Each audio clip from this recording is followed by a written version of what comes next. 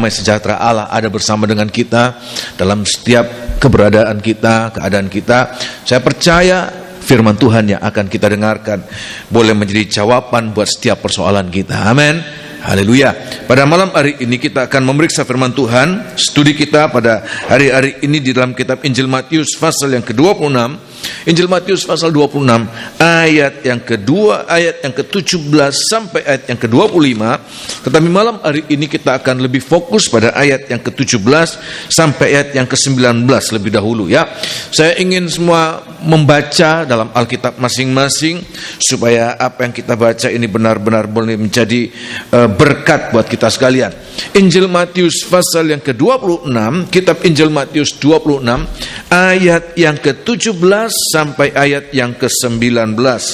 Injil Matius 26 ayat 17 sampai ayat yang ke-19.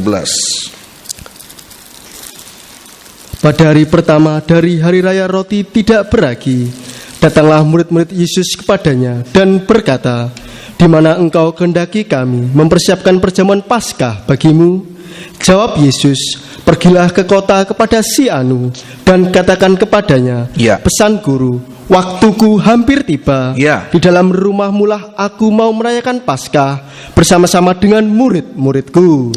Lalu murid-muridnya melakukan seperti yang ditugaskan Yesus kepada mereka dan mempersiapkan Paskah. Terima kasih ya. Jadi inilah yang terjadi pada hari sebelum Tuhan Yesus disalib. Maka murid-muridnya ingin mengadakan perjamuan Paskah bersama dengan gurunya, dan Paskah ini merupakan Paskah yang terakhir Tuhan Yesus bersama dengan murid-muridnya, tetapi menjadi perjamuan kudus yang pertama ya. Paskah yang terakhir tetapi perjamuan kudus yang pertama. Saat itu adalah perjamuan kudus, dimulai dari situ sampai pada zaman kita sekarang dan sampai Tuhan datang. Tuhan katakan perjamuan kudus itu untuk memperingati kematian Tuhan sampai Dia datang. Saudara demikian, amin. Ya, dan pada saat murid-muridnya bertanya, di mana kami akan mengadakan Paskah ya? Di mana kami akan mengadakan perjamuan Paskah? Maka Tuhan katakan, pergilah ke kota kepada si Anu. Kebaktian minggu lalu saya sampaikan, pada saat terjadinya ya keadaan ini, kejadian ini, tentu Tuhan Yesus tidak mengatakan pergilah kepada si Anu ya. Kalau Tuhan katakan kepada si Anu, maka murid-muridnya kan bertanya, si Anu yang mana Pak guru ya? Si Anu yang mana? Yang berkumis kah? Yang pendek gemuk? Yang mana? Si Anu yang mana? Menjadi teka-teki. Tetapi dituliskan kepada si Anu, ini menunjukkan ada identitas yang disembunyikan buat kita. Hanya mereka yang terjadi percakapan tersebut, hanya mereka yang tahu. Tetapi bagi kita ini menjadi rahasia. Dan kalau kita sudah mengerti itu, ini menjadi rahasia, tidak perlu kita ada spekulasi ya, mengatakan, oh si Anu itu siapa ya. Mungkin ada saja yang berspekulasi, oh si Anu ini mungkin Nikodemus ya, mungkin Yusuf dari Arimatea, mungkin itu sebab mereka juga adalah murid dari Tuhan Yesus. Kita tidak perlu memaksakan untuk mencari. Biarlah itu menjadi rahasia Tuhan. Sudah bisa mengerti demikian, amin? Yang nanti akan dibukakan seiring dengan waktu. Ayat mengatakan, nanti kalau Tuhan datang, maka apa yang menjadi rahasia juga akan dibukakan. Tetapi kalau sekarang sampai hari ini belum dibukakan, kita cukup puas dengan apa yang Tuhan bukakan. Sebab kalau kita berpegang dengan apa yang ada sekarang ini, maka kita akan dibawa dari hari ke hari dalam pengenalan yang lebih jelas lagi. Ayat mengatakan, nanti sekarang kita mengenal Dia dengan samar-samar, tetapi beriring dengan waktu kita mengalami menjadi lebih dewasa, maka kita akan lebih terang lagi. Sekarang kita melihat dengan wajah yang masih samar-samar, tetapi nanti kita akan mengenal dengan sangat jelas seperti kita dikenal olehnya. Kita pun akan mengenal seperti Dia memandang kita dengan transparan, kita pun akan memandang segala-galanya dengan transparan. Tetapi sekarang kita bersyukur untuk apa pembukaan-pembukaan yang Tuhan berikan. Sebab kalau kita memaksakan, paling tidak ya, kita memaksakan untuk siapa si Anu ini, paling tidak akan terjadi pertengkaran ya. Sebab apa? Masing-masing akan mengemukakan asumsinya. Oh, asumsi saya begini, yang lain akan membantah. Gegeran lah, terjadi pertengkaran.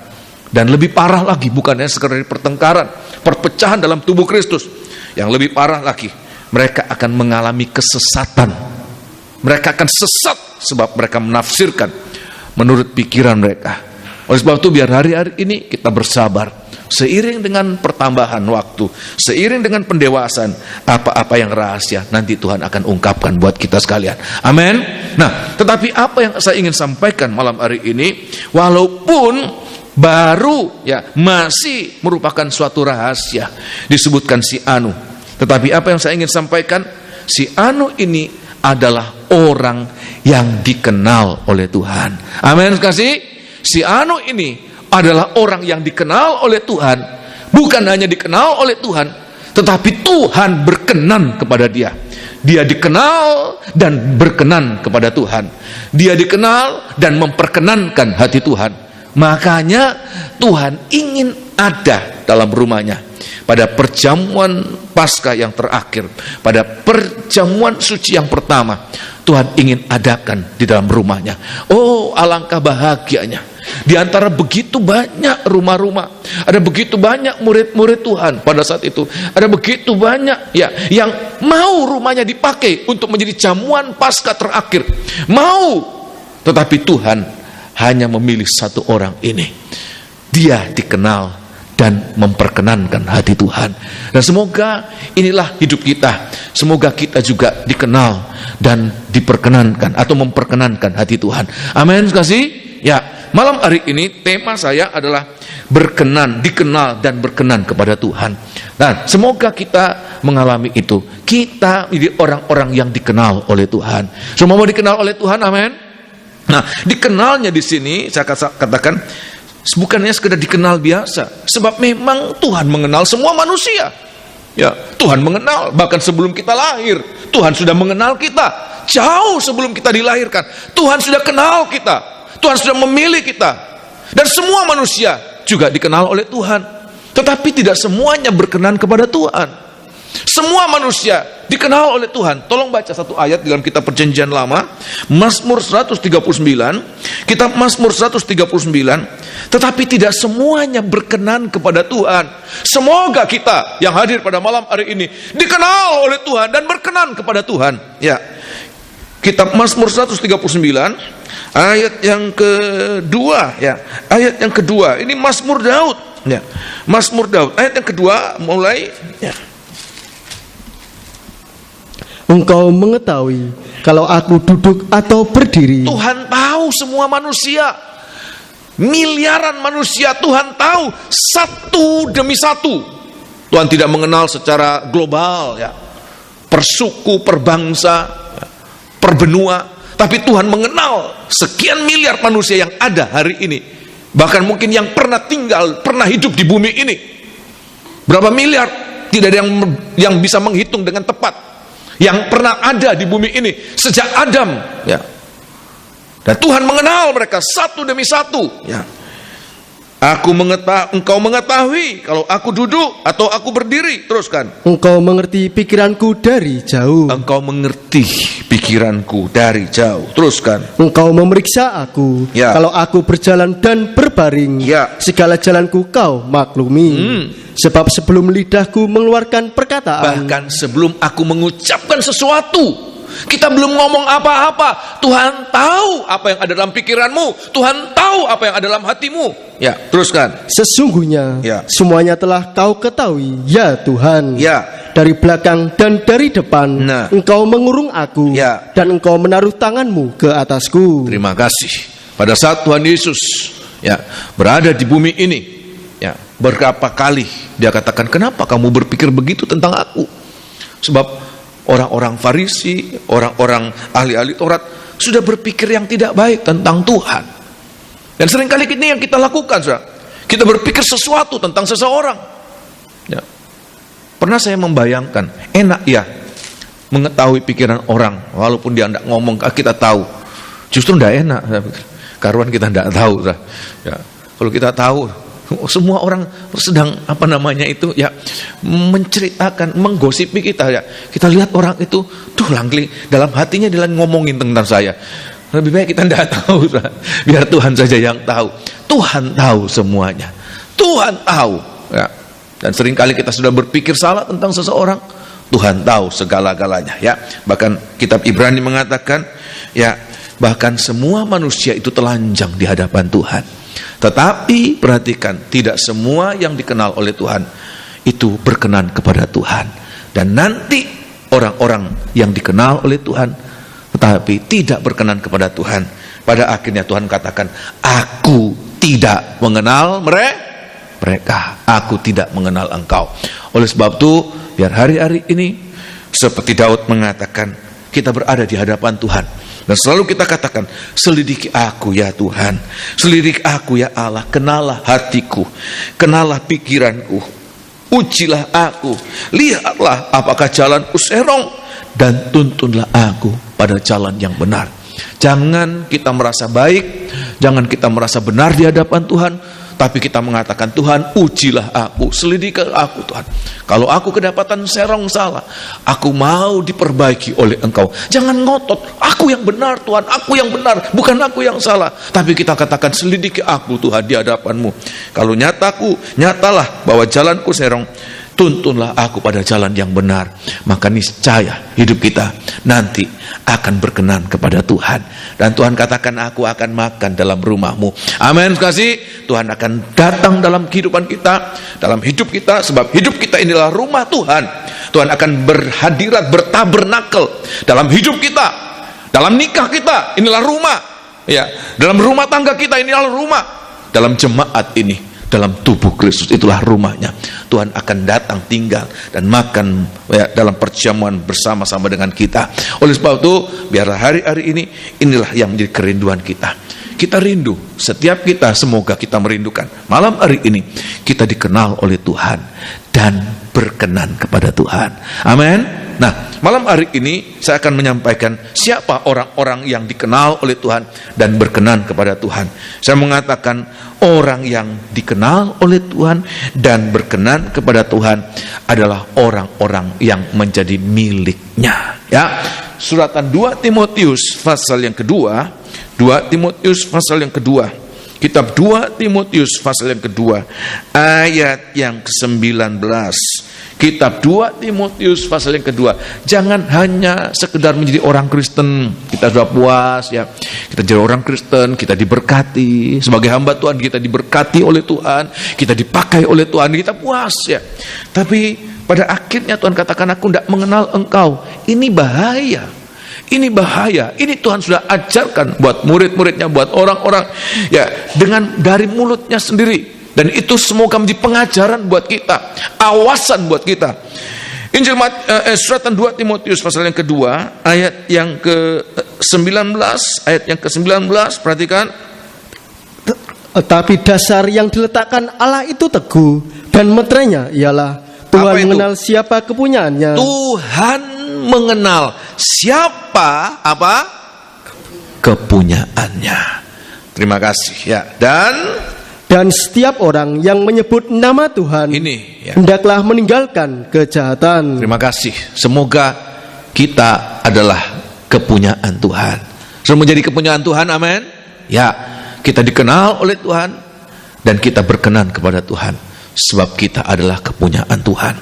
Malam hari ini saya akan sampaikan siapa orang-orang yang dikenal yang merupakan kepunyaan Tuhan. Ya, ada 3 poin besar saya akan sampaikan malam hari ini, yaitu yang pertama, kitab 2 Timotius pasal yang kedua, ayat yang ke-19b, inilah orang-orang yang menjadi kepunyaan Tuhan.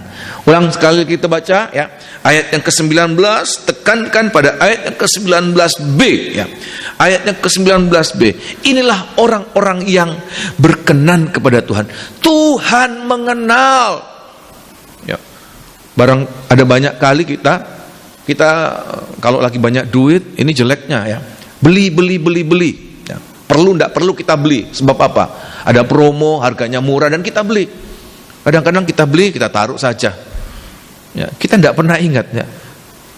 Apa saya pernah beli? Baru kita lihat, ini barangnya siapa? Padahal kita sendiri yang beli. Barang kita sendiri kita tidak kenal, ya. Tetapi Tuhan tidak demikian. Setiap apa yang Dia punyai, setiap apa yang Dia miliki, Dia kenal dan Dia berkenan, ya. Ayat yang ke-19 sekali lagi. Tetapi dasar yang diletakkan Allah itu teguh, Ya. dan meterainya ialah Ya. Tuhan mengenal siapa Tuhan kepunyaannya. mengenal siapa kepunyaan. Seperti Tuhan mengenal si Anu, dia kenal, makanya dia mau masuk.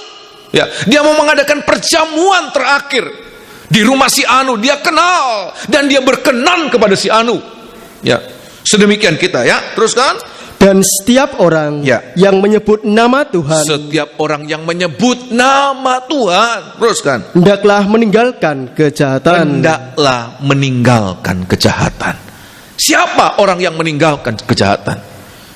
Orang-orang yang meninggalkan kejahatan adalah orang yang ditebus oleh darah Tuhan. Inilah orang-orang yang meninggalkan kejahatan. Adalah orang-orang yang ditebus oleh darah Tuhan. Ini yang harus kita alami dalam hidup kita ini. Ya, kita harus menjadi orang-orang demikian. Sebab kalau tidak, ya, Tuhan hanya sekedar mengenal. Dan pada saat akhirnya Tuhan katakan, aku tidak mengenal engkau, aku tidak berkenan kepada engkau. Nah ini saudara, kita harus menjadi orang-orang yang ditebus oleh darah Tuhan. Tuhan sudah lakukan itu 2000 tahun yang lalu di atas kayu salib. Dia katakan sudah genap. Apa yang genap? Pekerjaan penebusan. Ayat mengatakan semua bangsa, semua manusia, dan semua kaum, semua bahasa sudah ditebus oleh apa saudara? Darah Tuhan. Tapi apa praktek kita ditebus oleh darah Tuhan? Ya, tolong baca 1 Petrus pasal yang ke-18. Darah yang mahal. Darah yang mahal itu, ya, tinggalkan dosa. Hargai darah penebusan itu. Sebab harganya bukan harga yang murah, harga yang mahal. 1 Petrus pasal yang pertama, suratan 1 Petrus pasal yang pertama ayat 18 dan ayat 19. Ini yang harus kita mengerti, saudara. Saya ingin saudara bisa mengerti bahwa harga yang menebus kita bukan harga yang murah, bukan sesuatu yang murahan yang dapat dibuang. Ya, seperti sesuatu yang kita perlu. Ya, tisu itu kita perlu, saudara. Tisu kita perlu, kita pakai untuk membersihkan. Tetapi setelah kita pakai, tisu itu kita kantongi, ya, dan tentu kita buang. Apalagi kalau sudah menjadi kotor, kita buang. Padahal dia sudah membasuh kita, membersihkan kita.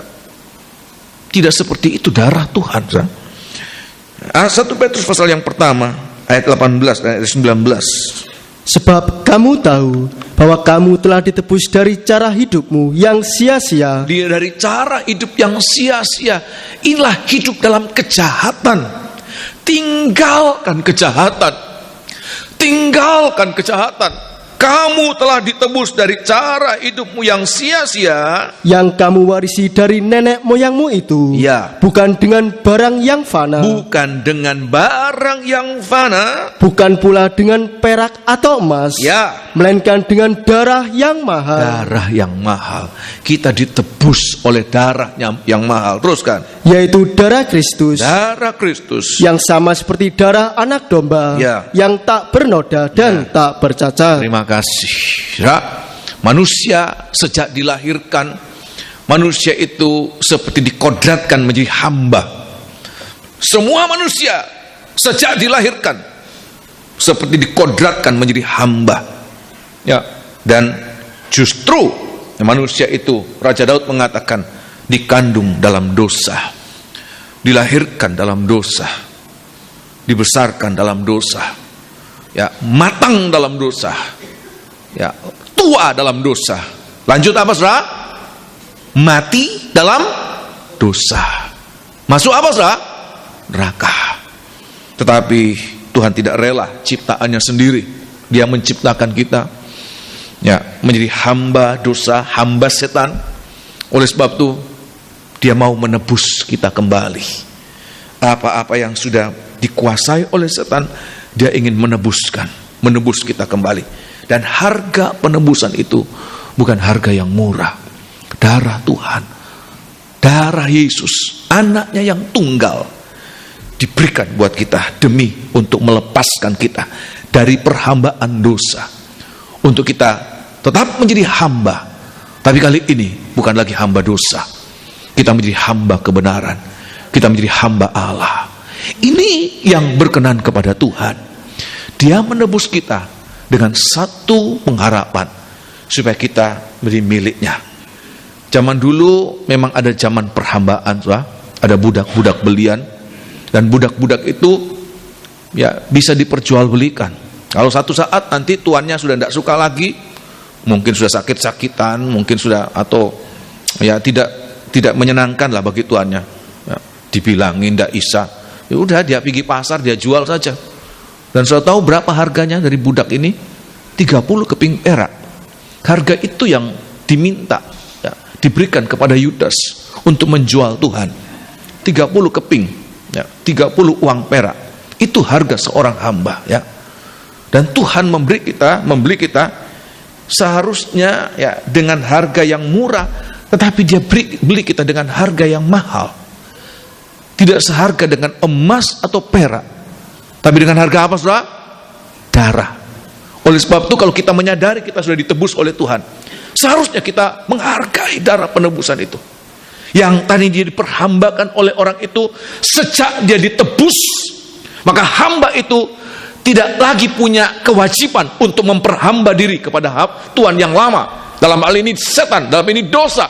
Tetapi dia punya kewajiban untuk memperhamba diri kepada Tuhan yang sudah menebus dia. Itulah Tuhan Yesus, itulah Allah.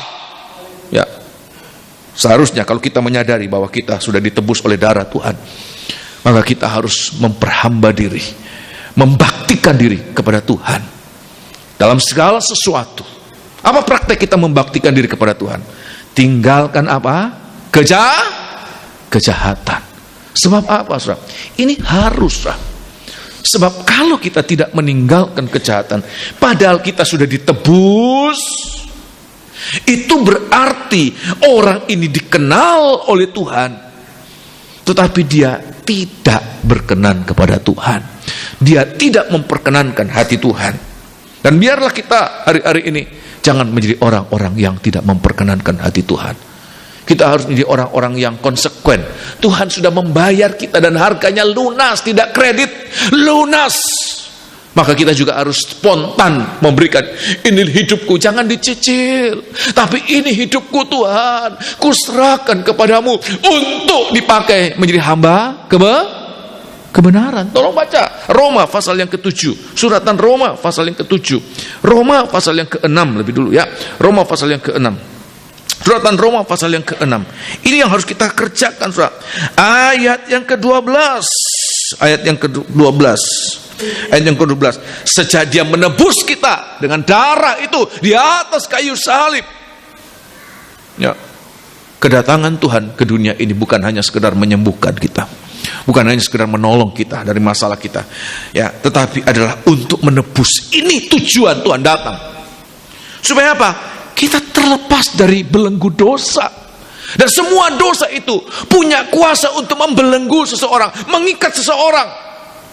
Dan di antara ikatan-ikatan dosa, ada banyak di antaranya. Kita tahu itu tidak benar, kita tahu itu merugikan, kita tahu itu nanti menjadi celaka buat kita, kita tahu itu nanti membawa kita dalam api neraka. Tapi seperti kita tidak mampu untuk lepaskan diri. Sebab apa? Sebab kuasa dosa itu begitu kuat. Tapi saya akan perlihatkan, saudara, ya, seharusnya begitu kita mengalami darah penebusan, darah yang mahal itu memiliki kuasa yang lebih kuat dari ikatan dosa itu. Amin. Ya, ayat yang ke-12 perhatikan. Sebab itu, hendaklah dosa jangan berkuasa lagi di dalam tubuhmu yang fana. Tubuhmu yang fana. Supaya kamu jangan lagi menuruti keinginannya. Tapi ini seringkali kita turuti lagi. Sebab dosa itu memiliki daya mengikat, ya, menjadikan edik, ya, membuat kita terikat, nyandu, punya daya nyandu untuk lakukan lagi. Oleh sebab itu jangan dengarkan perkataan iblis. Ada dosa-dosa yang belum pernah dilakukan, dia tawari, satu kali saja, tidak apa-apa, satu kali. Ya, satu kali, kaum muda perhatikan. Ada orang mengatakan, ya, untuk perbuatan ini tidak baik. Satu kali, tidak hamil, tidak. Ya, satu kali narkoba nggak langsung mati. Narkoba ini bukan sianida yang begitu dihirup langsung geblak. Bukan, nggak apa-apa, nggak mati, nggak apa-apa. Itu iblis mengucapkan perkataan itu. Tapi begitu manusia lakukan satu kali, cukup satu kali. Dari satu kali itu, dia seperti berada dalam cengkram iblis, nggak bisa lepas. Satu kali itu dia diikat, ya. Dan seperti dia tidak mampu melepaskan diri. Tapi Tuhan katakan, jangan biarkan tubuhmu yang sudah ditebus oleh darah Tuhan diikat oleh cengkram dosa, ya. Dan jangan kamu menyerahkan tubuhmu kepada dosa untuk dipakai sebagai senjata kelaliman. Tetapi apa, saudara? Tetapi serahkanlah dirimu kepada Allah sebagai orang-orang yang dahulu mati, tetapi yang sekarang hidup. Dan serahkanlah anggota-anggota tubuhmu kepada Allah untuk menjadi senjata kebenaran. Ayat mengatakan, ayat 17, sebab memang dulu kita hamba dosa, tapi sekarang kita menjadi hamba kebenaran. Garis ini, saudara, ini harus jelas. Kalau kita mengerti, ya, mengenai proses jual beli, saudara yang punya profesi apa saja, entah jual beli properti, rumah, ya. Sejak itu kita putus menjadi milik seseorang, pemilik lama tidak punya hak apa-apa. Kira-kira begitu, Cik Mira? Properti, ya, pemilik lama tidak punya hak apa-apa, sudah menjadi pemilik, ya, hak dari pemilik yang baru. Oh, ini sayang rumah saya, ya jangan dijual, ya. Sudah puluhan tahun saya punya kenangan yang dalam ini sejak masa kecil saya ingin jangan dibongkar, ya. Ya tidak punya hak apa-apa. Suka-sukanya pemilik yang baru, mau dibongkar mau di apa, suka-sukanya dia. Ini bukan kontrak, ini apa? Dibeli. Garis itu, perhatikan, semenjak terjadinya, ya, proses penebusan ini jual beli, garis itu seharusnya sudah jelas, tegas. Tapi apa yang kita kerjakan hari-hari ini, saudara? Kita mengaku sebagai orang-orang yang sudah ditebus oleh Tuhan. Kita mengaku sebagai hamba Tuhan, hamba Allah. Kita mengaku sebagai pelayan-pelayan Tuhan. Tetapi Tuhan katakan, dalam praktek hidupnya kita sedang melayani Tuhan, tetapi dalam praktek yang sama, ya, kita juga sedang melayani dosa. Dan Tuhan katakan itu tidak boleh terjadi. Kita tidak loyal. Kita tidak loyal. Kita mengaku sebagai hamba Tuhan, hamba kebenaran, sebagai pelayan Tuhan, tetapi dalam praktek hidupnya, pada waktu yang sama, kita menjadi hamba dosa. Dan kalau itu terus terjadi, terus menerus terjadi, satu saat waktu Tuhan datang kembali, kita lihat, kita dengarkan apa kata Tuhan. Injil Matius pasal yang ke-7, saya mau mengatakan ini, lebih baik saya katakan keras sekarang daripada saya katakan tidak apa-apa, yang penting melayani, ya. Ya, lebih baik saya tegaskan sekarang, ya. Injil Matius pasal yang ke-6, ya. Injil Matius pasal yang ke-6, ayat yang ke-21. Tuhan akan mengatakan orang-orang yang sebenarnya sudah ditebus oleh Tuhan dan sudah mengaku sebagai hamba Tuhan, sebagai imam-imam, sebagai pelayan-pelayan, tetapi dalam praktek hidupnya dia mendua, beribadah kepada Tuhan, melayani Tuhan, tetapi pada waktu yang sama dia menjadi hamba dosa, hamba kecemaran, ya. Ayat yang ke-21, perhatikan, nanti Tuhan katakan apa? Ya, ayat yang ke-21, perhatikan. Bukan setiap orang yang berseru kepadaku, Tuhan, Tuhan, akan masuk ke dalam kerajaan sorga. Ya, padahal Tuhan, mereka pada suratan Timotius tadi katakan, setiap orang yang berseru Tuhan meninggalkan kejahatan. Dia dikenal oleh Tuhan. Dia milik kepunyaan Tuhan, ya. Ayat mengatakan bukan semua orang yang berseru Tuhan, Tuhan, perhatikan, akan masuk ke dalam kerajaan sorga. Nah, apa nama Tuhan tidak sanggup untuk menyelamatkan? Tidak. Ada ayat mengatakan setiap orang yang berseru nama Tuhan, dia akan diselamatkan. Tapi kenapa ini? Ayat mengatakan udah berseru Tuhan, Tuhan, tapi kok tidak masuk surga? Kenapa? Tentu ada yang salah, ya. Ada yang salah, ada yang tidak benar dari di situ. Ya, tolong baca. melainkan dia yang melakukan kehendak Bapakku Ya. yang di sorga. Kenapa? Sebab dia berseru nama Tuhan, dia melayani Tuhan sepertinya. Tapi mengatakan dia tidak meninggalkan dosa. Ya, teruskan. Pada hari terakhir, Ya. banyak orang akan berseru kepadaku. Saya mengeri, ya, saya baca ini ngeri, Tuhan. Jangan sampai seorang di antaranya adalah saya. Jangan sampai, Tuhan ampuni saya. Memang saya belum sempurna, memang belum, ya, masih ada kekurangan, kesalahan bahkan. Tapi jangan sampai itu semua dihisapkan sebagai orang yang berseru Tuhan, Tuhan. Ya. Apa itu? Ada hari terakhir, Ya. banyak orang akan berseru kepadaku. Nah, Tuhan, Tuhan, Tuhan, Tuhan. Perhatikan. bukankah kami bernubuat demi namamu? Ini luar biasa. Ada nubuat yang dia lakukan, ya. Ini nubuat, bukan nubuat palsu, nubuat benar, ya. Menyampaikan firman Allah dalam ungkapan-ungkapan, ini suatu nubuat. Hamba-hamba Tuhan yang dipakai oleh Tuhan. Ada nubuat-nubuat dalam penyampaian firman Allah. Jemaat terkagum-kagum, ya. Bapak Gembala menyampaikan itu, dan itu benar-benar terjadi. Minggu depannya, bulan depannya, ya, besoknya terjadi. Seperti nubuatan-nubuatan kecil itu digenapkan. Ya. Seperti firman Allah yang disampaikan itu mendahului apa-apa yang akan kita alami.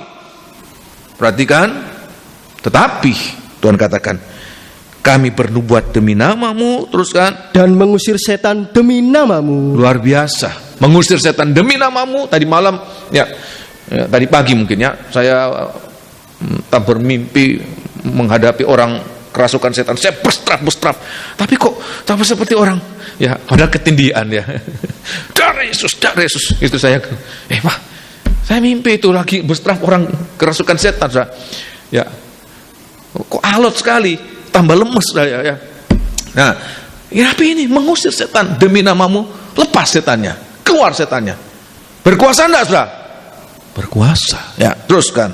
Dan mengadakan banyak mujizat. Ada mujizat, ya, luar biasa. Tumpang tangan, sembuh apa, begitu banyak mujizat terjadi di mana-mana. Teruskan. Demi namamu juga. Ya. Pada waktu itulah aku akan berterus terang kepada mereka, Nah. dan berkata, Ya. aku tidak pernah mengenal kamu. Aku tidak pernah mengenal engkau. Kenapa? Nyala daripadaku, Enyahlah daripadamuku. kamu sekalian pembuat kejahatan. Terima kasih.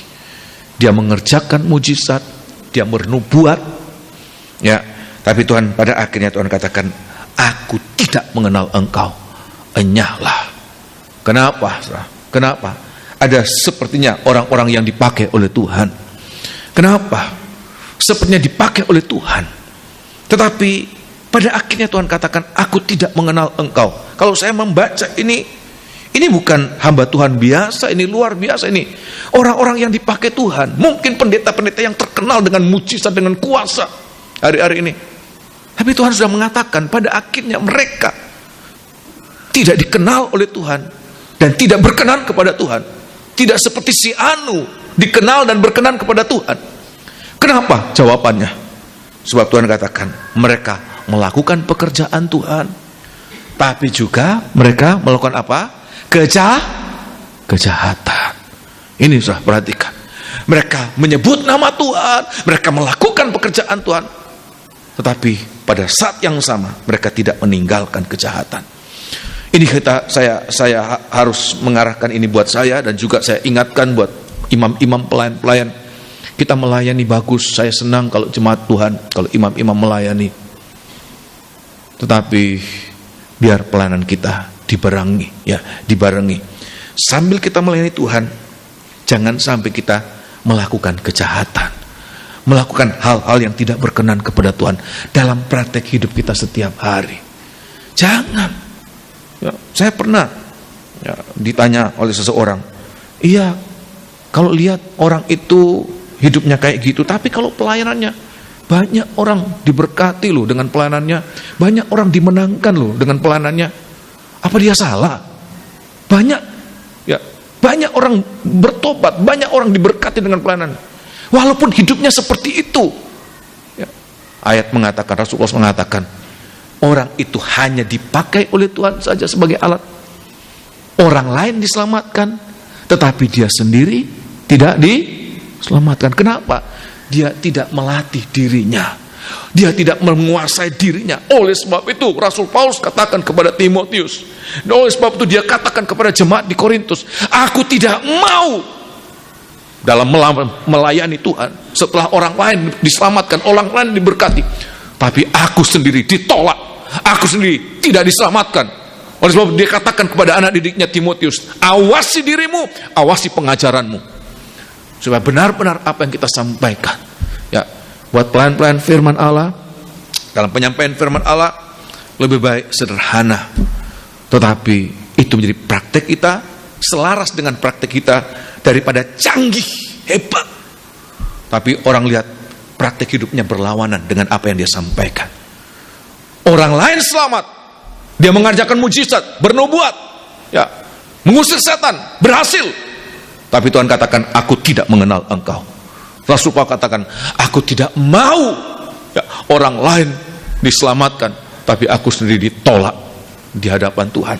Oleh sebab itu biar hari-hari ini dalam setiap pelayanan kita mau, Tuhan, saya tidak mau menjadi orang-orang yang tidak ditebus, tapi saya mau dalam pelayananku ini sebagai pelayanan yang ditebus. Memang dulu aku hamba dosa, dan semua orang tahu aku hamba dosa. Orang tahu, semua orang. Tapi sekarang setelah mengalami penebusan, garis itu jelas, antara putih dan hitam itu jelas. Sekarang aku tidak lagi hamba dosa, tapi aku adalah hamba kebenaran. Aku dipakai bukan senjata kelaliman, tapi aku dipakai sebagai senjata kebenaran. Amin. Memenangkan jiwa-jiwa, memenangkan orang-orang, tetapi juga aku sendiri tidak ditolak. Aku sendiri diterima oleh Engkau. Tuhan berkenan kepada pelayanan kita. Amin. Tuhan tidak mengatakan aku tidak kenal Engkau, tapi Tuhan katakan aku kenal Engkau. Aku senang dengan pelayananmu. Dengan pelayananmu Engkau merenggut banyak jiwa-jiwa, Engkau menjangkau jiwa-jiwa, Engkau menyelamatkan jiwa-jiwa, Engkau menjadi tanganku untuk orang-orang yang sedang terhilang, tetapi Engkau juga sendiri selamat. Oleh sebab itu biar ini yang menjadi pergumulan kita, saudara. Biarlah kita menjadi orang-orang yang diselamatkan oleh Tuhan, ditebus oleh Tuhan. Nyata, tinggalkan apa? Kejahatan. Yang berseru nama Tuhan, tinggalkan kejahatan. Ya, jawaban kedua kenapa mereka tidak dikenal oleh Tuhan pada akhirnya. Ayat yang lain mengatakan sebab mereka pembuat kejahatan. Kejahatan apa? Mungkin saja mereka tidak berzina, mungkin saja mereka tidak terlibat dalam penyalahgunaan keuangan, mungkin saja mereka tidak ada melakukan apa-apa yang kasar, yang vulgar, dosa-dosa yang vulgar. Tetapi Tuhan katakan, dalam melakukan pekerjaan Tuhan, dalam melakukan pekerjaan Tuhan, mereka tidak melakukan menurut kehendak Tuhan. Saya ulangi sekali lagi, ini kejahatan di mata Tuhan. Mereka tidak berdosa ya. Mereka tidak berzina. Tapi Tuhan katakan, engkau melakukan kejahatan. Saya kasih contoh begini, saudara. Ya. Ngepel apa namanya ini? Gereja, pekerjaan Tuhan. Amin, enggak sih? Ya, pekerjaan Tuhan ini. Mengepel gereja, pekerjaan Tuhan. Ya. Mengatur sound system ini pekerjaan Tuhan. Semua sampai kita bisa beribadah malam hari ini semua merupakan pekerjaan Tuhan. Setiap pekerjaan jasmani yang kita kerjakan itu juga adalah pekerjaan Tuhan. Tetapi tidak semua pekerjaan itu sesuai dengan kehendak Tuhan pada seseorang pada waktu yang sama. Ya. Saya kasih contoh begini, saudara. Kalau Tuhan inginkan kita melakukan ngepel dulu, kita tidak mau. Tuhan kok ngepel terus ya. Aku mau yang lebih canggih lah dari ngepel, yang kelihatan ada skillnya. Apa? Sound system. Dan kita tidak mau ngepel, kita lakukan sound system. Bisa, saudara. Bagus. Tetapi apa yang kita lakukan tidak sesuai dengan Tuhan yang suruh. Apa yang Tuhan suruh, itu di mata Tuhan suatu kejahatan. Sama-sama pekerjaan Tuhan, tapi dia tidak melakukan menurut kehendak Tuhan. Oleh sebab itu biar hari-hari ini saya ingin membuka kesempatan untuk melayani. Kalau Tuhan izinkan, saudara, tanggal 3 September akan ada baptisan air. Ya, saya umumkan jauh-jauh hari, kaum muda, remaja. Saya tidak membatasi umur. Ya, asal dia mengerti sungguh-sungguh dan mau ya komitmen untuk tinggalkan kejahatan, dia boleh dibaptiskan air. Setelah dibaptis, saya akan buka kesempatan untuk melayani. Tapi perhatikan, dalam melayani di bidang apa, kita harus bertanya kepada Tuhan, supaya jangan sampai kita melayani, tapi apa yang kita lakukan justru tidak sesuai dengan kehendak Tuhan. Saya kasih contoh, di dalam kitab Injil Lukas ya, pasal yang ke-10 ada cerita tentang Maria dan Marta dan Maria sama-sama melayani. Kalau mau dilihat, justru Marta yang melayani lebih total, nggak ada berhentinya. Sampai bernafas pun rasanya nggak ada. Sibuk sekali, dia melayani di mana-mana, kemana saja, di apapun dia layani. Ya. Tapi dia tidak mendengarkan lebih dulu apa yang kehendak Tuhan buat dia. Sedangkan Maria kelihatannya pasif. Pelayannya cuma duduk tok. Oh, di gereja itu ya enggak mengoptimalkan potensi yang ada. Semua orang disuruh duduk denger. Ya. Padahal maksudnya kan bisa digunakan, harusnya kan bisa dimanfaatkan, dioptimalkan. Disuruh duduk cuma dengar. Dia enggak tahu bahwa pelayanan yang berkenan kepada Tuhan didahului untuk mengerti kehendak Tuhan. Dan mengerti kehendak Tuhan dalam apa? Firman. Dari kita duduk mendengarkan. Ya. Karena Marta melayani tanpa mendengarkan, dia melayani, dia berkuasa. Dan Tuhan katakan apa? Marta, Marta, kamu menyusah-nyusahkan diri dengan banyak perkara. Ya. Justru kesibukannya pelayanan, Tuhan katakan itu pelayanan yang salah. Sedangkan Maria sudah mengambil bagian yang paling indah, yang tidak akan diambil. Apa? Duduk diam lebih dahulu. Mengerti, Tuhan, apa dalam hal apa Engkau tempatkan aku dalam pelayanan. Potensi, seringkali kita pikir kita sudah punya potensi, dengan potensi yang ada ya, kita pikir itu modal kita untuk melayani. Memang Tuhan akan menggunakan potensi-potensi kita. Saya percaya semua anak-anak muda yang bekerja, yang sekolah, ya sekolah sebaik mungkin, sekolah yang benar, sebab nanti ilmumu itu akan juga berguna dalam pelayanan. Komputer, elektronik, sound system, sipil, semua ekonomi, apapun yang kau bersekolah, bahasa. Zaman saya sekolah, ya, sekolah bahasa dianggap orang yang tidak punya otak ya. Nggak usah kelas bahasa, apalagi laki-laki ya. Waduh, ini orang bodoh, makanya sekolah bahasa, kelas bahasa. Padahal saya pikir-pikir, justru ini yang dibutuhkan dalam pekerjaan Tuhan, dalam pelayanan sangat dibutuhkan. Ya. Tapi saya mengatakan, bukan karena kita punya potensi dan kita mau melayani sesuka kita, karena kita anggap dengan potensi kita bisa melayani. Musa gagal pada saat dia pikir dengan potensi yang ada. Ayat mengatakan Musa potensinya sudah full. Kenapa? Seluruh hikmat Mesir dia kuasai.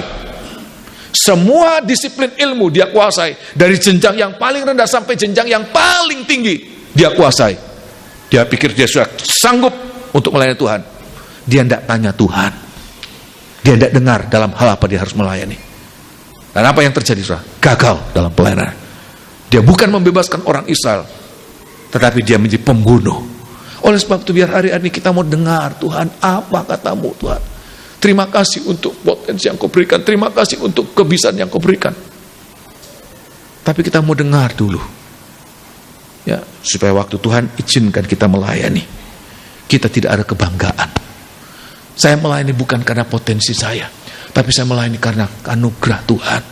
Amin, kasih. Saya melayani karena anugerah Tuhan. Rasul Paulus juga seorang yang terpelajar, sangat terpelajar. Tidak seperti Rasul Petrus, tidak terpelajar. 12 murid yang lain tidak terpelajar. Tapi Rasul Paulus, dia orang yang sangat ya, educated ya. Sangat-sangat terpelajar.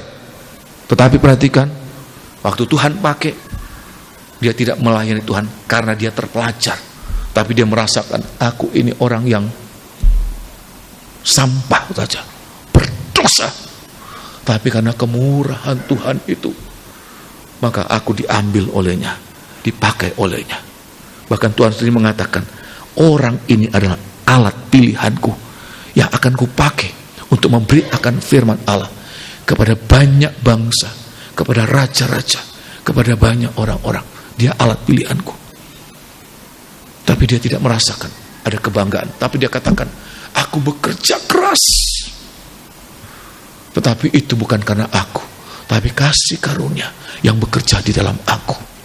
Ini orang-orang yang dikenal oleh Tuhan dan yang berkenan kepada Tuhan. Sehingga waktu dia melayani sesuai dengan kehendak Tuhan. Rasul Paulus kemana saja, dia tidak punya rencana sendiri. Tapi dia hanya mengatakan, aku ini tawanan roh.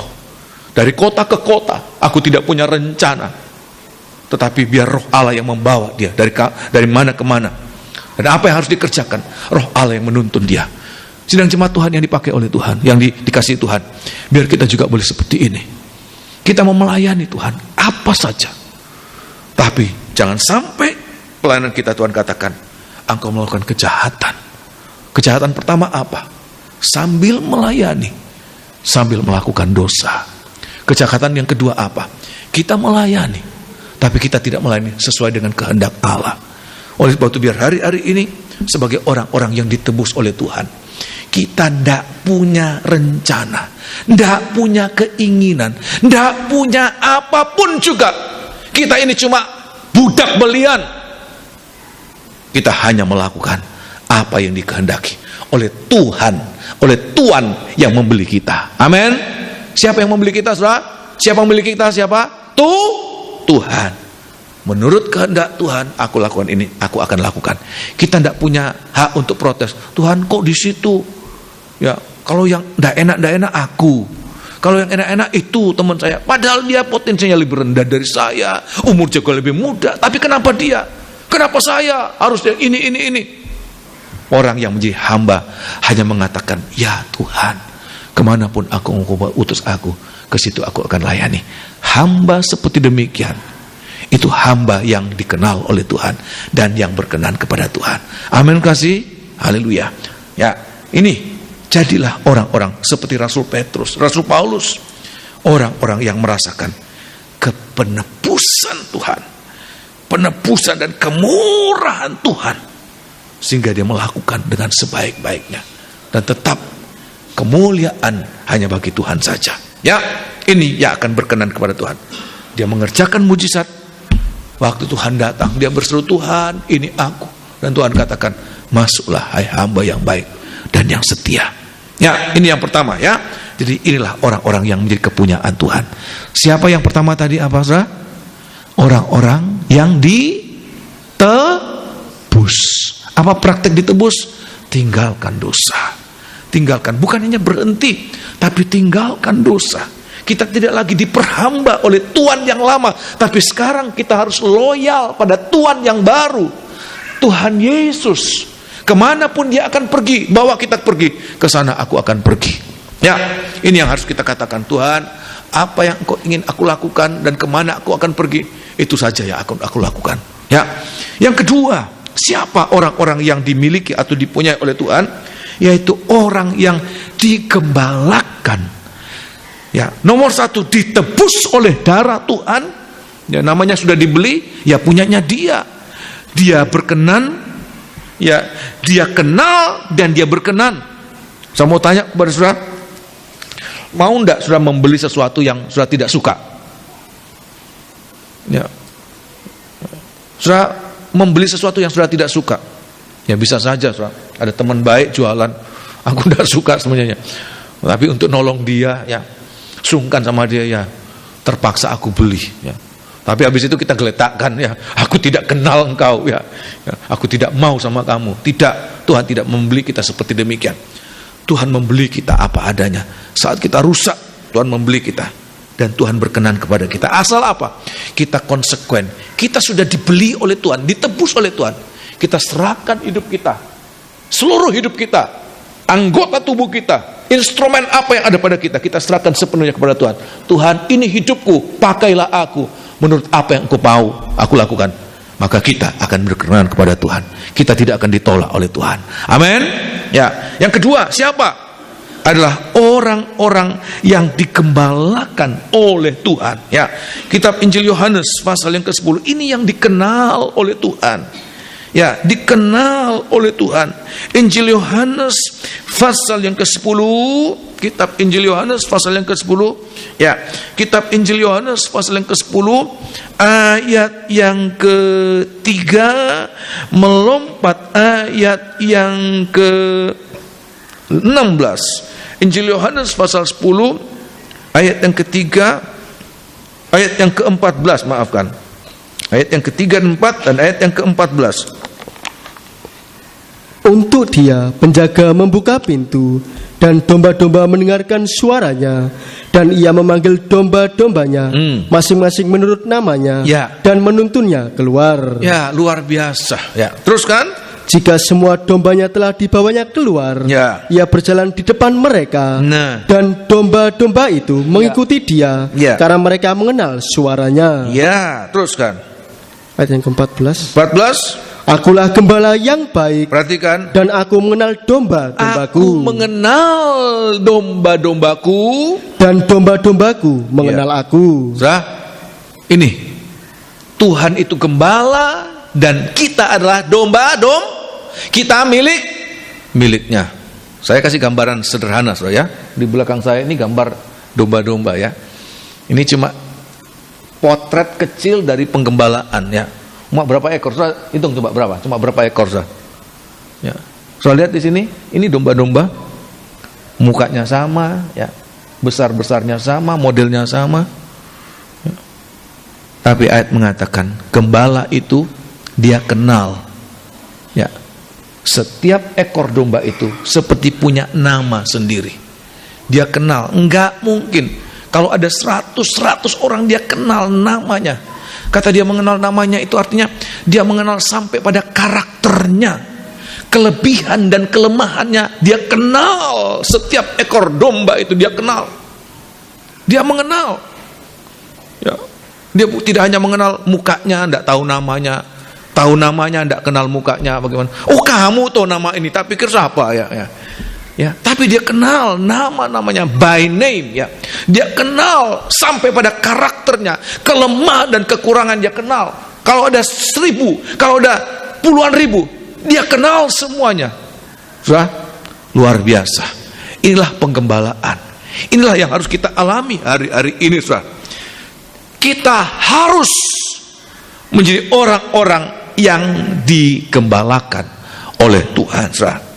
Nah, saya mau mengatakan, berbicara tentang penggembalaan, tidak hanya berbicara tentang pemeliharaan. Jangan pikir penggembalaan itu hanya sekedar rumput hijau, air yang jernih. Berbicara tentang penggembalaan, tidak hanya berbicara tentang pembelaan. Di saat nanti serigala datang, gembala datang pakai pentung, pung petungnya, ya. Serigala dipukul keok, lari, paling tidak lari. Nggak jadi dimakan dombanya. Oh, saya tertolong. Oh, terima kasih Tuhan, tertolong. Puji Tuhan, saya hampir celaka dan saya ditolong oleh Tuhan. Puji Tuhan. Saya sakit dan saya disembuhkan. Puji Tuhan. Saya harus mengatakan, berbicara tentang penggembalaan tidak hanya sekedar pemeliharaan dan perlindungan, tapi berbicara tentang penggembalaan itu berbicara tentang hubungan batin. Saudara, perhatikan ini, hubungan batin antara sang gembala dengan domba. Kira-kira begitu. Siapa di sini yang pencinta binatang, Saudara? Gak usah domba, punya anjing kecil atau kucing atau burung, Saudara.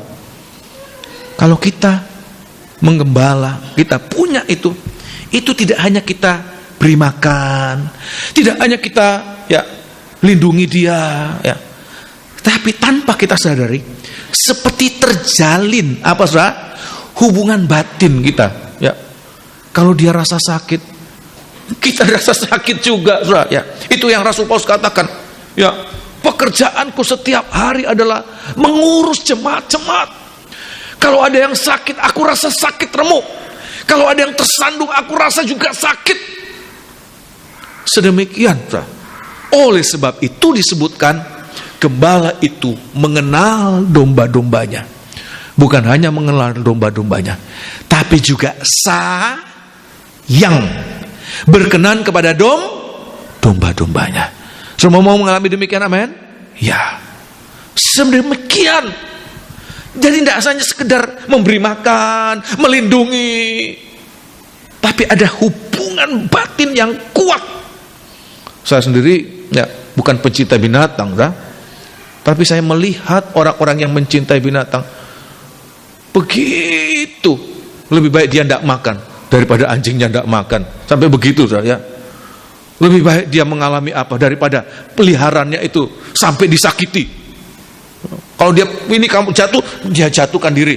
Asal jangan ini kesayangannya itu sampai kebencet, ya. Sedemikian dia mengasihi. Sedemikian Tuhan mengasihi kita. Umatnya itu yang digambarkan seperti apa, saudara? Dombanya. Saya akan lihatkan, saudara, sedemikian besar hubungan batin antara sang gembala dengan dombanya, betapa besar kasihnya kepada domba-dombanya.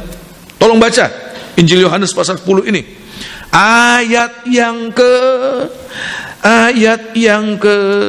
11, 15 dan ayat yang ke-17.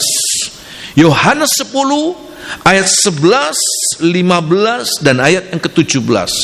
Injil Yohanes 10, sedemikian hubungan batin yang terjalin di antara gembala dan domba.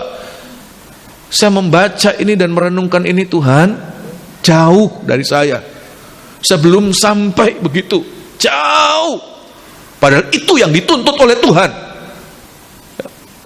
Ya, gembala itu sampai bisa menyelami, sampai bisa merasakan tangis, takut, ya, kekhawatiran, kegetiran yang dialami oleh jemaat. Sedemikian seharusnya seorang gembala. Saya merasakan, Tuhan, jauh saya, belum sampai Engkau memberikan contoh yang baik, contoh yang sempurna. Sedemikian, ya. Ayat yang ke-11, Akulah gembala yang baik. Gembala yang baik memberikan nyawanya bagi domba-dombanya. Kenapa dia memberikan nyawanya? Sebab dia merasa kasih. Dia mengasihi domba itu. Bahkan dia rela kehilangan nyawa demi domba-domba itu. Ya. Sebaliknya ayat yang ke-12, tolong baca. Sedangkan seorang upan yang bukan gembala, kalau bukan gembala, sebab karena tidak punya hubungan batin antara orang itu dengan domba-domba itu, ya, karena bukan gembala, dan yang bukan pemilik domba-domba itu sendiri, dia bukan pemilik domba-domba itu, terus kan? Ketika melihat serigala datang, ya, ini persoalan-persoalan, ini masalah-masalah, ini kondisi yang sedang terjadi di antara domba-domba itu. Kalau itu sedang terjadi, apa? Meninggalkan domba-domba itu, ya, lalu lari. Gak peduli, biar aja. Ya. Ya, domba tidak dengar-dengaran, biar aja. Ya, itu ajaran buat kamu, biar aja. Ya. Ya. Dia tinggalkan, dan serigala menerkam itu. Ayat yang berapa tadi?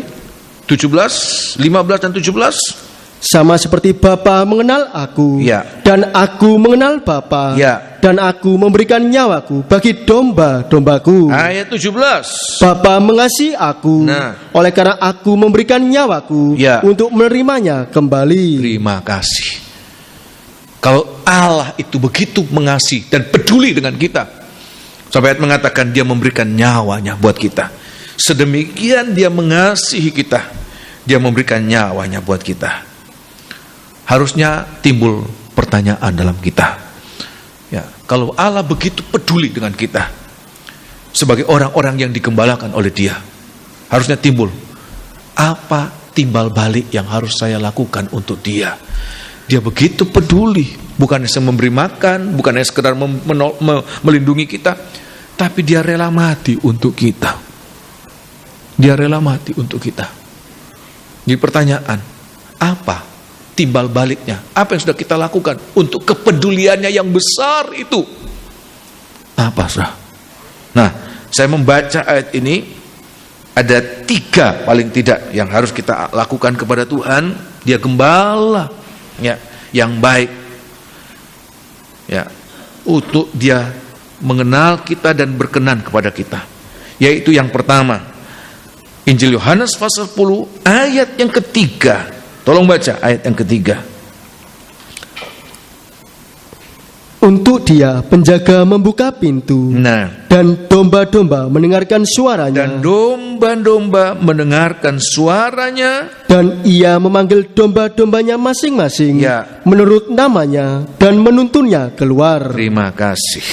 Ya, ayat mengatakan seekor domba yang untuk Dia gembala itu mau mati, maka minimal sebagai imbal baliknya, maka domba itu harus mau mendengar suara apa? Gembala. Mau mendengar. Jangan lebih suka mendengar suara orang lain, tetapi dia suka mendengar suara gembala. Lebih suka dan sangat suka mendengar suara gembala, tidak mendengar suara yang lain. Coba kita renungkan, saudara. Firman Tuhan sudah datang sebagai suara gembala. Tapi seringkali dalam persoalan, dalam masalah, kita lebih suka mendengarkan suara lain. Walaupun suara lain itu pakar pada bidangnya, expert pada bidangnya, saudara. Tapi saya mengatakan, pakar bisa salah, expert bisa salah, tapi gembala agung tidak mungkin salah. Dia tahu apa yang akan terjadi di depan kita. Oleh sebab itu, suara apa yang kita dengarkan setiap hari? Kita dengarkan firman Tuhan, dan kita banyak komplain, banyak alasan. Iya, tapi Tuhan, Engkau tahu kondisiku. Engkau mengatakan demikian betul, tetapi Engkau harus mengerti keadaanku. Ya, kalau saja Dia belani mati untuk kita, seharusnya kita tidak minta dimengerti oleh Tuhan, tapi kita harusnya mengerti akan apa yang dikehendaki Tuhan buat kita. Sebab saya sangat percaya, kalau Tuhan menuntut sesuatu lewat firman Allah, Tuhan tidak menuntut apa-apa yang tidak mungkin kita lakukan. Amin. Kasih suara gembala ini, itu yang harus kita dengarkan. Kita mendengarkan suara gembala, firman yang menggembalakan kita. Jangan lebih mendengarkan suara yang lain. Kita dengarkan. Tolong baca ayat yang kelima. Ayat yang kelima. Ini gembala ini domba yang tergembala, saudara. Ayat yang kelima, perhatikan. Tetapi seorang asing pasti tidak mereka ikuti. Malah mereka lari daripadanya. Lari. Terus kan, kenapa? Karena suara orang-orang asing tidak mereka kenal. Mereka tidak suka. Tapi mereka suka. Suara apa? Gembala. Tidak berkelebihan. Kalau kita diminta oleh Tuhan, dengar suaraku, gembala yang baik, dengar. Domba-domba, dengar suaraku. Saya tidak mengatakan dengar suara saya, tapi dengar suara Dia, gembala yang baik. Saya gembala yang masih banyak dengan kekurangan, tapi Dia gembala sempurna. Kalau saya tidak dengar suara saya, jangan sampai saudara tidak dengar suaranya Dia. Suara Dia adalah suara yang sempurna. Amin. Dengar suara gembala. Yang kedua, bukan hanya dengar, tapi sampai mengenal suara gembala. Kita harus mengenal suara gembala. Sebab Dia mengenal. Domba itu dikenal oleh gembala. Gembala yang baik. Kalau kita orang awam, saudara, saya mau tanya, bahasanya domba itu apa, saudara? Bahasanya domba apa, saudara? Cuma begitu ya. Dia senang, lapar, Kita tidak tahu apa yang dia mau. Tapi kalau gembala, dia tahu. Ini mbek ketakutan ini. Ini ngembeknya, lapar ini. Ini ngembek senang. Dia senang yang ngembek, takut yang ngembek, dikejar serigala, mbek. Gembala yang baik, dia kenal suara dari domba-domba itu. Tapi seringkali kita tidak mengenal suara gembala. Intonasi gembala seharusnya domba yang baik bisa kenal. Walaupun kata-katanya biasa, tapi ada penekanan. Oh, gembala itu mau, saya harus lakukan itu. Kita ndablek, ndak mau. Tidak ada imbal balik. Satu saat Kalau domba itu terus. Satu saat Tuhan katakan, ini domba yang sesat. Aku tidak kenal. Oleh sebab itu biar kita kenal suara gembala. Kita mau kenal suara gembala. Amin. Dan yang ketiga, bukan hanya mendengar dan mengenal, tetapi mengikuti langkah-langkah gembala. Saya membaca ini, makin saya merasakan Tuhan, saya belum menjadi gembala yang baik. Ada banyak langkah-langkahku yang tidak layak diikuti, nggak patut diikuti. Tapi engkau setiap setiap langkahmu itu adalah sesuatu yang sangat layak untuk diikuti. Tolong baca ayat yang keempat. Jemaat Tuhan yang dikasih Tuhan, kalau engkau mau berhasil dalam hidupmu, firman Allah sangat jelas menuliskan apa yang Tuhan kerjakan buat kita. Apa yang Tuhan kerjakan? Ada waktunya Dia mendudukkan diri sebagai domba sembelihan. Apa perbuatan domba sembelihan? Tidak membalas yang jahat dengan yang jahat. Tidak membalas pada saat, tapi dia menyerah, gak mampu melawan. Saya melihat satu saat diizinkan oleh Tuhan, ya, melihat pengguntingan bulu domba.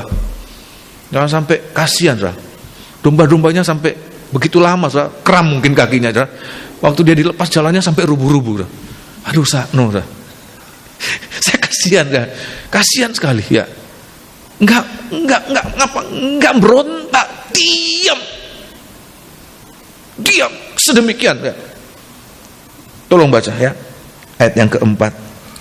Jika semua dombanya telah dibawanya keluar, ya, ia berjalan di depan mereka, dan domba-domba itu mengikuti dia, karena mereka mengenal suaranya. Mengikuti langkah gembala. Kenapa kita tidak mengikuti langkah gembala?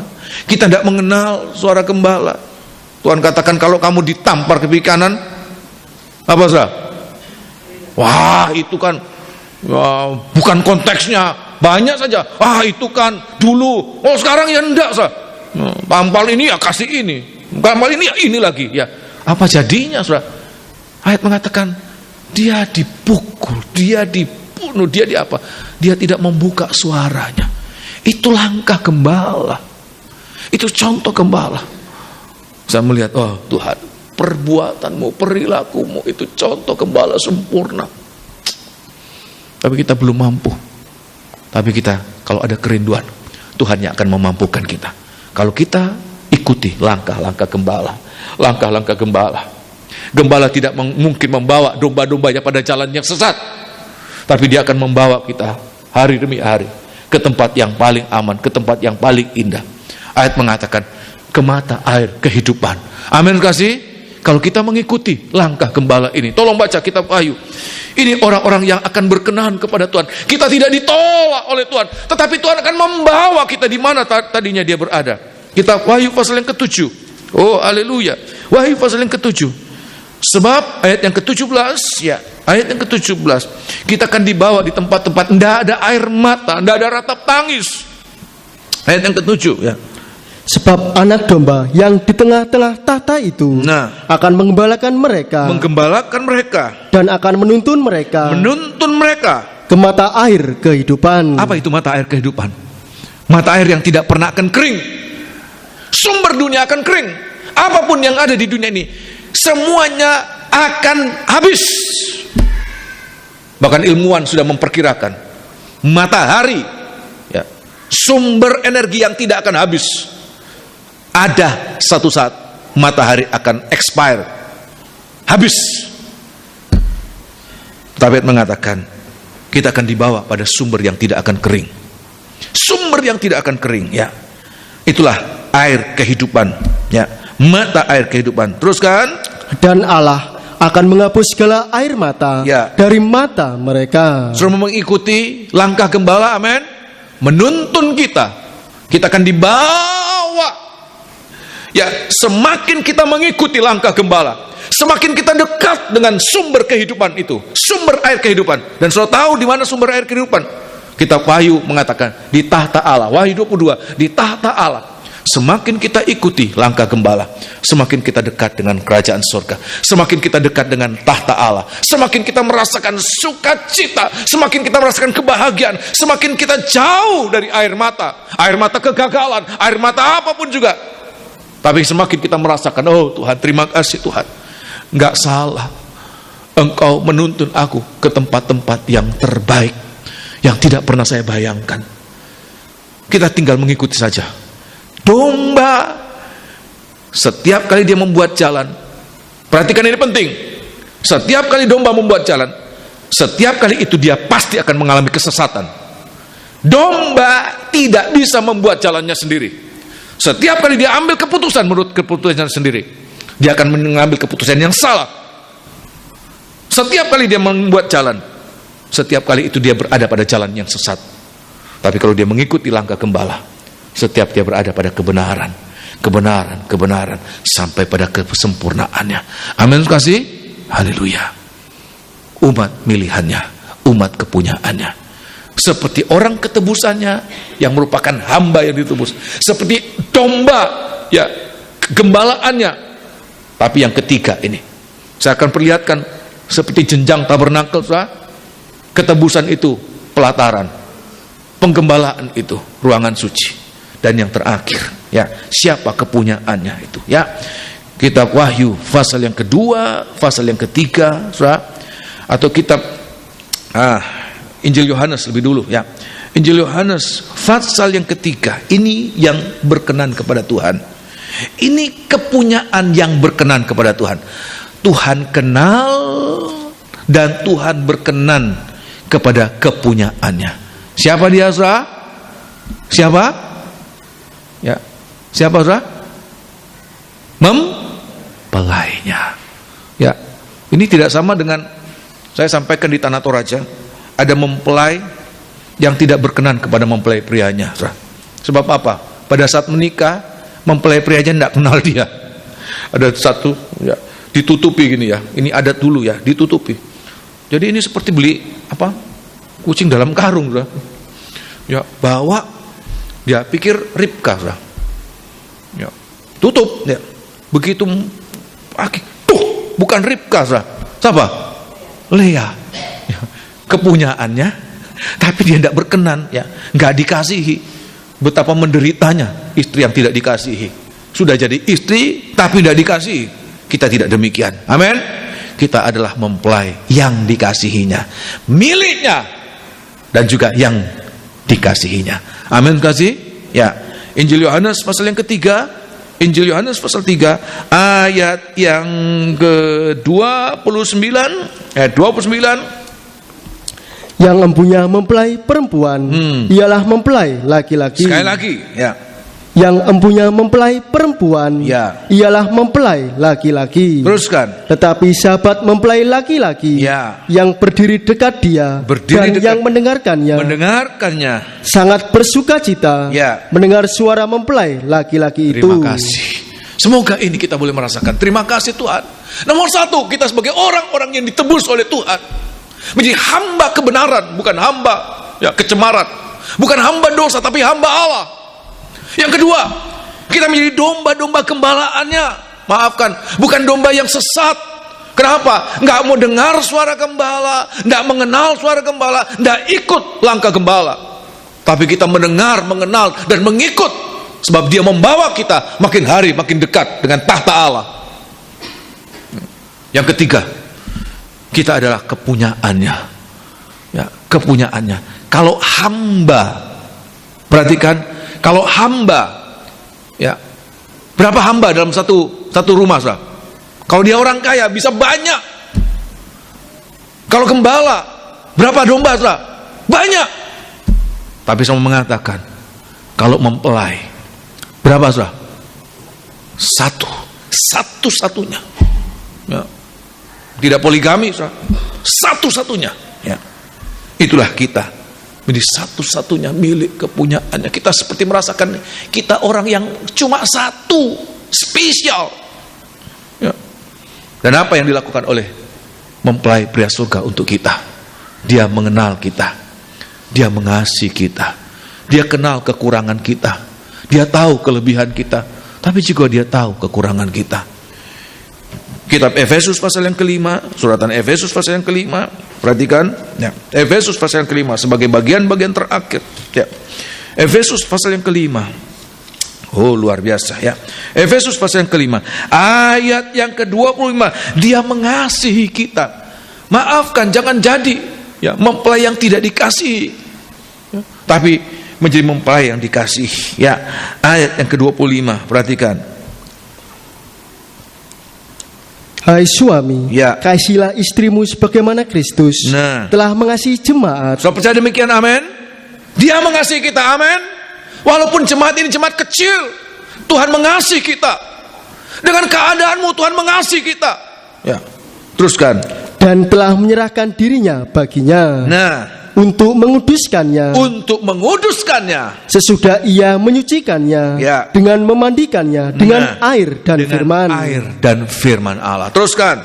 Supaya dengan demikian. Supaya dengan demikian orang yang dikasihinya itu, ya, tidak lagi menjadi orang yang ada dengan cacat celah, tapi orang yang dikasihinya boleh menjadi orang yang dibanggakan.